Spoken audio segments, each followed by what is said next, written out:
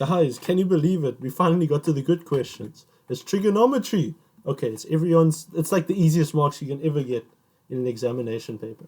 I'm going to show you. Look here. Once we know our trigonometric ratios and identities and everything, we are settled. But let's actually just simplify this, right? Without any further ado. So it says here, using a calculator, not using a calculator, without using a calculator, simplify the following. I don't understand how you'd use a calculator here, even though they literally just give you a whole bunch of variables. But anyway, we have equals 2, and we have cos of negative theta. Okay, so we remember that sine of theta over here, sine of a negative theta will just be equal to negative sine theta, right? Tan of a negative theta is just equal to negative tan theta. And over here, a cosine of negative theta is just equal to positive cosine theta. So therefore, we have cosine of theta over here. Multiplied by, okay, so what we can see over here, we're going to have a co-ratio because it's 90 minus or 90 plus. So the co-ratio of sine is just going to be cosine. So we're going to have that multiplied by the cosine of, and because now we used the 90 degrees already, we're just going to have theta. So it's going to be cosine of theta multiplied by 1 plus tan square theta. And now we can go further. So let's just multiply these costs together over here. Therefore, it's going to give us cos square of theta, right? And then we're going to have multiplied by 1 plus tan square. Okay, so what I want to talk about here, right, is we can actually break this up, right? So to get it to a singular trigonometric ratio, obviously the tan is not going to help us. But what we do know about the identity is that tan square theta is also written as sine square theta all over cosine of square theta. And now what we can do over here is that we can do the following thing over here. Because once we multiply the cosine into the brackets over here, we'll get cosine square theta multiplied by 1 is just cosine square theta plus, and we are going to have sine square theta multiplied by cosine square theta all over cosine square theta, which we can clearly see that these can cancel out. Obviously, I multiplied this cosine square theta into this fraction over here, and that is why we write it like this over here. Those cancel out there, and therefore we are left with cosine square theta plus sine square theta. And because this is obviously over 1.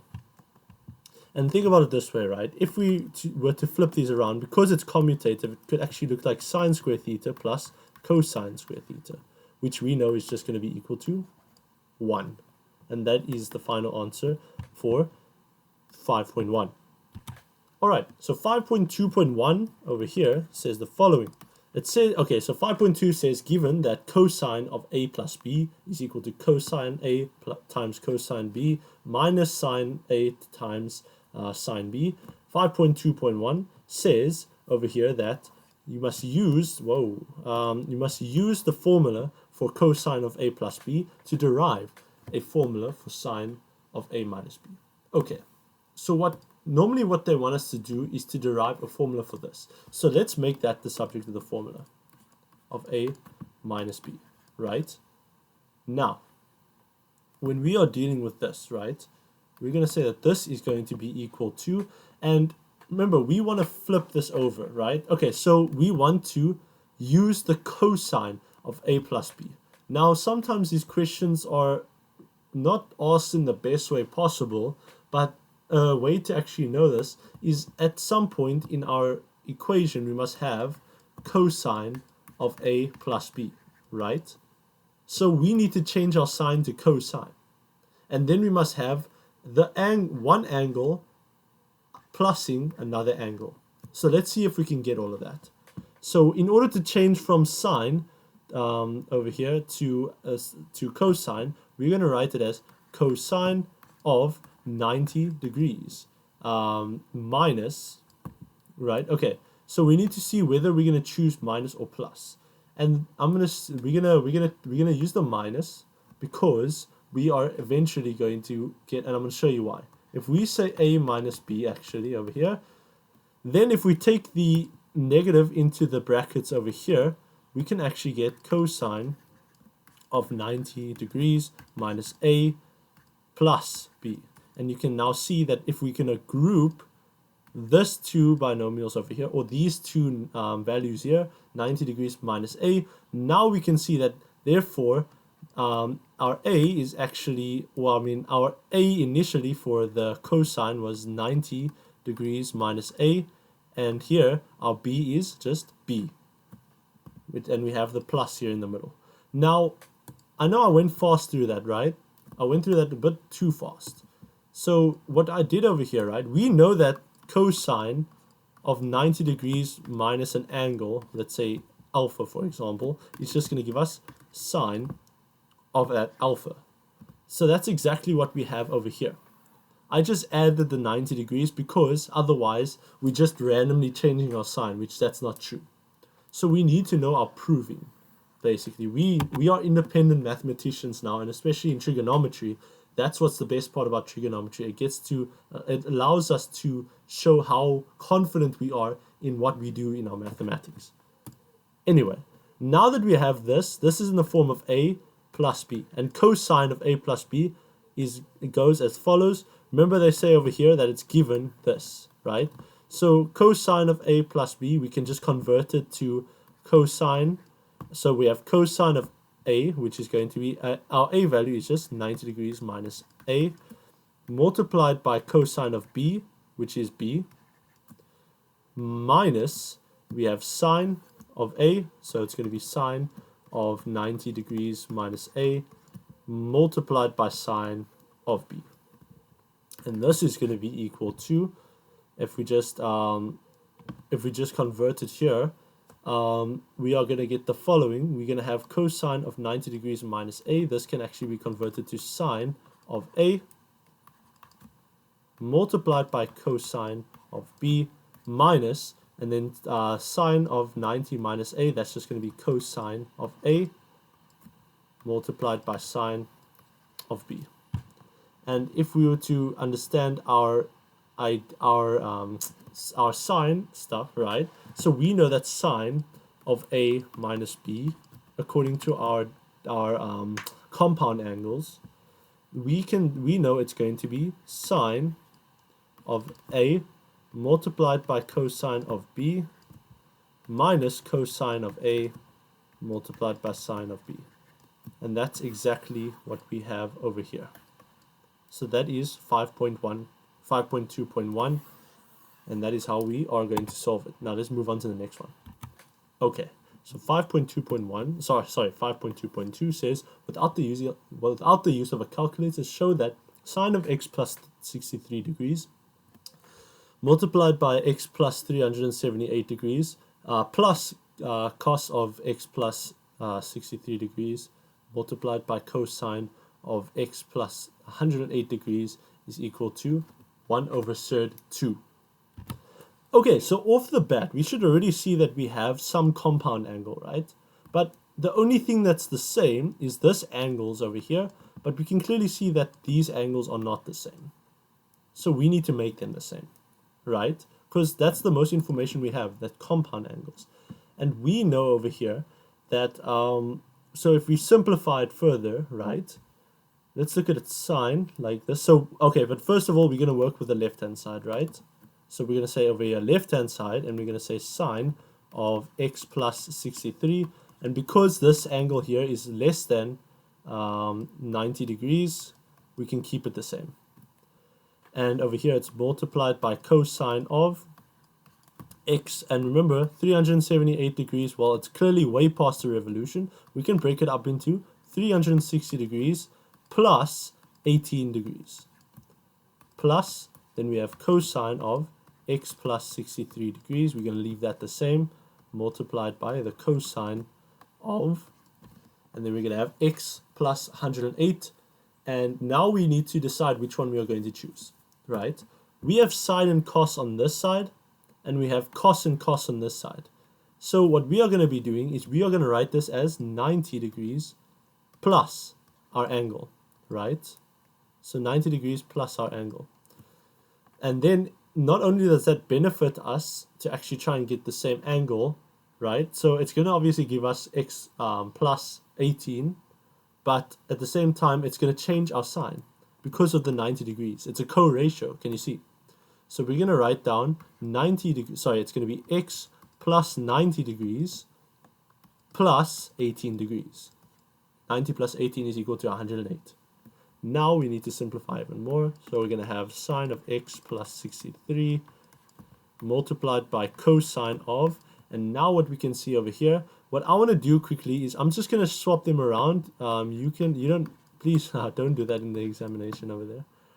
So we have 360 degrees as our reference angle, right? And in this one here, we have 90 degrees as our reference angle, plus x, right? So therefore, from this point, this is going to be our angle. So it's 360 degrees plus, and then this angle over here, because we grouped it. And then therefore, it's going to stay the same, remember, because it's 360 degrees. It stays the same if it's 360 degrees or 180 degrees. So it's x plus 18 degrees. Plus, then we have the cosine of x plus 63 degrees multiplied by sine and cosine of, and then we have 90 degrees over here. That means it's going to be the co-ratio. So it's going to be sine of, and then the 90 will fall away. And remember, we had this angle here. So therefore, it's going to be x plus 18 degrees. Okay. Now, we are not done yet. The reason why is because note that there is a slight little thing over here going on. I'm going to show you why it's actually negative sign, right? Because initially, remember, it was cosine of 90 plus 18, right? So cosine of 108 degrees, right? So initially, it was somewhere around here, right? So we'd say that would be 108 degrees. And because the terminal arm lies in quadrant 2, and it was cosine, we know that cosine is actually negative in the second quadrant. And that's why when we are still converting, we're going to have negative sign. But we know that the negative will just go all the way to this positive. It will affect this positive, and therefore this will be minus cosine. Okay, I hope that made sense, because otherwise please look at it again, because you need to understand what you're doing when you are doing these types of questions. Okay. Now we have these angles that are the same. We have x plus 18, x plus 18. We have x plus 63, x plus 63. Now, what compound angle is this? Now, I want to actually rewrite it in a... Oh, no, we already got it. It's obviously going to be sine, right? We can put it back into sine of a minus b, right? Because we have a minus, and it's going to be in terms of sine. But what is our angles here? We have x plus 63 degrees minus... and we have x plus 18 degrees, and there we go. Now we can just simplify. So we're going to have sine of, and we're going to have x plus 63 degrees minus, and then we're going to take the brackets in, and we're going to have minus x minus 18 degrees. Okay. Then now what we can see is these x's will cancel out, and then 63 minus 18 is just going to be equal to 45 degrees. And we know that sine of 45 degrees, without using a calculator, using our special triangles, if we have 45 degrees here and 45 degrees here, this side's going to be 1, this side's going to be 1, this is going to be root 2. And sine, in this case, we're going to take sine of 45 degrees, the opposite over the hypotenuse, that's just going to be 1 divided by root 2. So 1 over root 2. And is the answer 1 over root 2? Yes, it is. So that means, therefore, we can conclude that the left-hand side is equal to the right-hand side. Okay, sorry. So, now we have this amazing question. Okay, these are the free marks. So, given that sine of 10 degrees is equal to root k, sorry, not root x, without the use of a calculator, write each of the following in terms of k. Okay, so what we are going to be doing is, let's consider the following Cartesian plane, right? So we need to do our cast diagram. This is a cast diagram question, because clearly what we have over here is we have a trigonometric ratio, right? And with that trigonometric ratio, we have an equation which is equal to root k. So essentially, we already have our angle over here. And over here we have an angle, right? So sine of 10 degrees. We know that 10 degrees is obviously going to be in the first quadrant. So it'll look something like this, right? It's a rough one over here. We have 10 degrees. Cool. Now we need to construct our right angle triangle over here. And then we're going to have the points over here. Note that we can also write this over here as root k over 1, right? So that we know that sine, because we're working with sine, it's opposite over adjacent. Sorry, opposite over hypotenuse. Okay, and our opposite toward, okay, so the side opposite to 10 is going to be the y, right? The y in this case is going to be root k. So let me write down square root of k. And then our 1 is going to go to the hypotenuse, which is over here, the radius.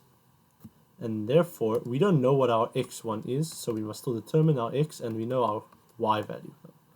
So let's determine our x value by doing Pythagoras. So by using Pythagoras, what we are doing is we are going to say that r squared is equal to x squared plus y squared. And remember to write down who exactly we are referring to. Pythagoras. Okay. Now, what is our r value? So once again, what are we trying to find? We're trying to find the x, right? So we're going to make x the subject of the formula. We're going to minus both sides by y squared, right? And after we minus both sides by y squared, we're going to have x squared on its own. It's going to be r squared minus y squared. And now we substitute. X squared is equal to, and then r is equal to 1. That's 1 squared minus, and then y squared is just going to be, y is just root k all squared. And therefore, x squared is just going to be 1 minus k, because the squares will cancel. And then we root both sides. It's going to be plus minus. And then therefore, x is going to be root 1 minus k. And whether it's going to be plus or minus depends on the quadrant that it lies in. So our x is going to be in the positive quadrant. We can see it's in the positive quadrant. So therefore, it's going to be positive x. We choose the positive, not the negative. So therefore, our answer is going to be root of 1 minus k. And that is going to be our x over here. So I can also write it down here. Root of 1 minus k. Cool. Now, what are we going to do next? Cool. So now that we have this information, we can actually answer the questions. So we know all of our sides. Now 5.3.1 says that we have sine of 190 degrees. So sine of 190 degrees over here. And now how are we going to break this up? Such that we can get 10 degrees. So we have the 10 over here, right? Also, one more piece of information. Just in case if we get questions like these, I can already tell that you're going to have to know what is this angle over here. So in order to find that angle, you are going to do the, you're going to say 100, so that angle over there is going to be 180 degrees minus our 90 degrees minus 10 degrees. And then if we do that, we're going to get an answer of 90 minus 10, which is equal to 80 degrees. So therefore, this angle is 80 degrees over here. Okay. So now, because then when we are finding our reference angles here, we can clearly see that we're most probably going to be working with 80 degrees. I don't know. But anyway, let's write this down, right? So we have equals to sine of, and we're going to break this up such that we actually have 10 degrees as well. So we're going to have 180 degrees minus 10 degrees. Now we're taking minus 10 degrees because we have 10 degrees here as our reference angle, right? Or sorry, as our angle over there with the triangle. And a sine of 180 degrees minus 10 degrees is just going, it's plus 10 degrees, my fault. It's actually plus 10 degrees. We know that that actually lies somewhere in the second quadrant. Quadrant 3, sorry. Somewhere in quadrant 3. And we know that sine is just going to be negative in quadrant 3. So therefore, we're going to have negative sine, and then the reference angle will fall away, and it'll be of 10 degrees. Okay. And now we just need to evaluate. We have negative. What is sine of 10 degrees? Sine of 10 degrees is just equal to Remember in the beginning we had sine of 10 degrees equal to k, root k. So we have root k over here, and it's going to be, therefore it's going to be negative root k. And that is our answer for 5.3.1. So the next one, it's pretty much obvious what we're going to be doing, right? 5.3.2. What we can see over here is cos of 20 degrees. Now clearly 20 degrees is just double of what angle we have over here, right? So we are actually going to write it like this. So I wrote down the answer of 5.3.1 just in case we need it. So we have cosine of 20 degrees. We can break that up into the cosine of 2 multiplied by, or just 2 into 10 degrees, right? And clearly we have a double angle then. And we know our double angle formula for cosine. We can use one of the three. The one I'm going to be using is going to be 1 minus, or actually, when in doubt, I think whenever we have the cosine double angle, I think people like to use the cosine square, 10 degrees minus the sine square 10 degrees, because I'm pretty sure we all remember it like this. And now we just write it like this. Cosine of 10 degrees, it's going to be the adjacent, which is root 1 minus k. So it's root 1 minus k over the hypotenuse, which is 1 all squared, minus, and then we're going to have sine of 10 degrees, which we already know is going to be root k. So it's going to be root k all squared. And then that is just going to be equal to 1 minus k minus root k, which is just going to be equal to 1 minus k minus root k. Oh, wait, I just realized the k's, the root cancelled out, so it's going to be minus k, like that, and therefore it's actually just going to be 1 minus 2k. So our last question says that we need to find cosine of 50 degrees. Now this one's also a nice easy one. So when we have cosine of 50 degrees, what we can see over here, right, without the use of a calculator, we can say over here that this can actually be broken up as cosine of 60 degrees minus 10 degrees, right? We can write it like that. And the reason why is because normally you would rely on the special triangles, because you know that this is going to be your compound angle, right? Your compound angle. And when you're going to break it up, you're going to have cosine and sine of 60 degrees, which you already know without your calculator. And you're going to have cosine and sine of 10 degrees, which you already have in your cos diagram. So that's why we are going to go with that approach. So we're going to have cosine of 50 degrees is equal to cosine of 60 degrees minus 10 degrees. Now, because that's our compound angle, I'm just going to quickly take all of this information, and apparently it just disappeared there. So let me just take this information and just make it smaller. And apparently the Cartesian plane also went now. Farewell, man. Okay, so now what we have over here is it's going to be the cosine, so which means how we're going to write this, we need to know our compound angle for this, and it's going to go as follows.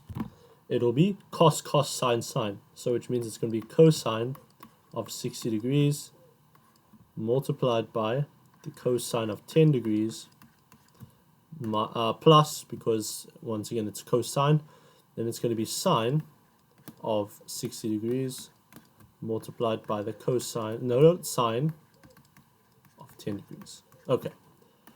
Now we know these values, right? The cosine of 60, so let's look at our special triangle with the right angle, and then we have 30 degrees and we have 60 degrees over here, and then we know that this side will be root 3 because of the 30 degrees over here, and then over here with the 60 degrees this will be 1, and then this is just equal to 2, that side over there. Cosine of 60 degrees, so basically it's adjacent over hypotenuse. The adjacent to that one is 1 for 60 degrees, so it's going to be 1 over the hypotenuse, which is 2, so which means it's going to be a half. Multiplied by cosine of 10 degrees. Cosine of 10 degrees, according to our cos diagram over here, I'm not going to lie, this thing is really throwing me off here, so let me get rid of that. And let me just draw a new one. So we're going to have something like that, I guess. Okay, that's even worse. That's fine, we don't need it. So what we have over here is cosine of 10 degrees, and that's going to be adjacent over hypotenuse for that one. So it's just going to be root 1 minus k over 1, which can just be written as root 1 minus k. And then we're going to say plus, and it's going to be sine of 60 degrees, so which means it's opposite of 60 degrees, which is root 3 over 2, which is the hypotenuse. So it's going to be root 3 over 2 multiplied by sine of 10 degrees, which is just equal to, it's going to be root k, which we already knew from this entire question already. Now we just need to simplify. So we're going to have this equal to, it's going to be root 1 over k, sorry, root 1 minus k over 2, because these two are multiplying each other. And then we have plus, and then root 3 over 2 multiplied by root k. We can just write this as root 3k, or sorry, let me just write it like this. It's going to be root 3 multiplied by root k, right, over 2. And over here, the reason why we're going to write root 3k is because if we break this up into 3 to the power of a half multiplied by k to the power of a half, that's just the distribution of exponents, so therefore we can write it as 3 multiplied by k to the power of a half. And that is just going to be equal to root 3k. Over here, we can just we can combine these two fractions because it has the same denominators here.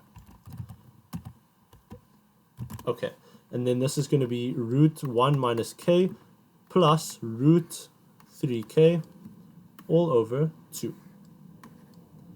And it seems that is going to be the final answer. 5.4. It gives you an entire large trigonometric function, right?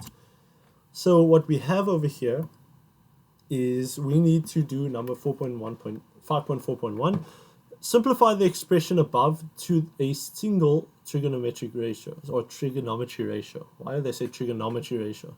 That's the whole topic. Anyway, so what we're going to be doing is the following. So let me do it in black. Note how if we want to, the first step to actually put it into one ratio normally is to make this an entire fraction, right? So let's do that. So we know that the common denominator, so LCD, I don't know why it's doing that now. So apparently it's being rude. So LCD is going to be your cosine. Okay, let's just do it over here. It's fine. So we're going to have this equal to, so it's 1 over, so we can clearly see that this cos of theta minus sine of theta repeats itself. And we are just missing this. So that is what we're going to be doing on that side. We're going to be adding it to the other side, right? So this is how it's going to look. It's going to be, I'm just going to do the fraction since this is pretty long. It's going to be cos of theta plus sine of theta multiplied by cosine of theta minus sine of theta. And once again, okay, so I'm just going to say our LCD is going to be what we have on the both of them. So it's going to be cosine of theta minus sine of theta. And then the other bracket that we just need to add, which is cosine of theta plus sine of theta. Okay, that's our LCD for this part over here. So now, once again, because we put, okay, so it's going to be minus, remember this is also a 1 here, so it's going to be minus, and we're just going to multiply by this extra term that we added in. So which is going to be multiplied by the cosine theta plus sine theta multiplied by the same thing, which is cosine theta plus sine theta. All over. It's all over our LCD, which is cosine theta minus sine theta multiplied by cosine theta plus sine theta. Cool. Now from this point, now we can integrate it into one trigonometric we can put it into one fraction. So it's going to be 1, or it's going to be 1 minus, and then it's going to be, so just note how these two, first of all, before we continue, this bracket here is the same as this bracket, and it's multiplying each other. So therefore, we're going to write that whole bracket squared. So it's going to look like this. 1 minus cosine theta plus sine theta all squared. That's how it's going to look like. Okay. Now, from this point over here, I just realized, okay. I think maybe, no, we're not supposed to write it as squared, sorry. I just realized that you can actually multiply in the bracket. And the reason why is I'm going to show you why, actually. So we're going to do the FOIL method. It's going to be cosine theta multiplied by cosine theta. So it's going to look like this. There's a bracket. Cosine theta multiplied by cosine theta is cosine square theta. And then we're just doing the FOIL method on this these brackets here. And it's going to be plus, and that's going to be, just to be short and not waste too much time, this is going to be 2 sine theta multiplied by cosine of theta, because once again you're going to be adding sine theta cosine theta with the same thing, and it's going to be 2 sine theta cosine theta. Then it's going to be plus sine square theta. If you use your FOIL method, I'm sure you should know your FOIL method by now, and I don't have to go through it because it's grade 9 work, even grade 8 FB. Okay, so we have cosine of theta plus sine theta multiplied by cosine theta minus sine theta, and then that we are going to do the following. We are going to take the minus into that bracket there. We're going to have 1 minus cosine square theta plus 2 sine theta cosine theta. So, oh no, it's going to be minus, sorry, because we're taking the minus into this, we're taking it into that, and we're taking it into that, there. Okay, and remember that 2 sine theta cosine theta is just the double angle of sine theta. So it's going to be minus sine 2 theta. And then we're going to have minus sine square theta. And this is all over exactly what is happening over here. So I'm just going to legally cheat over here and just take this. I'm going to copy it. Then I'm going to paste it. Okay, that is not as, I don't think I wanted it that far away. So here, basically, we got it here. Right, now the next step we are going to take is to simplify even more. I know we love simplifying.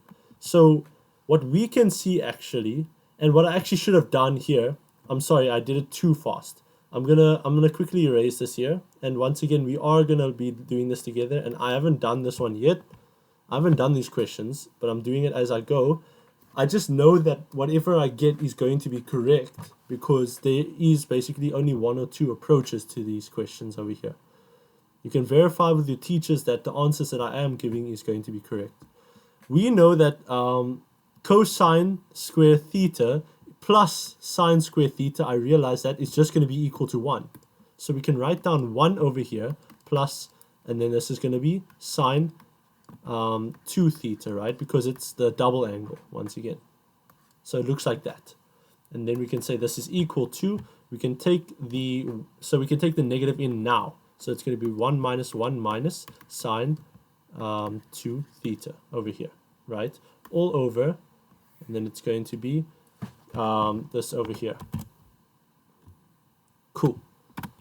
Now we're going to cancel these ones out, and therefore we're actually going to be left with the following. What we can actually see, but first of all over here, is that we have some sort of difference of 2 squares, am I not right?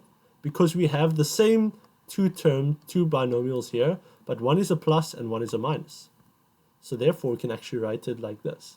It's going to be negative sine 2 theta all over, and this is just going to be cosine square theta minus, because remember the order also matters. So first so cosine appears first.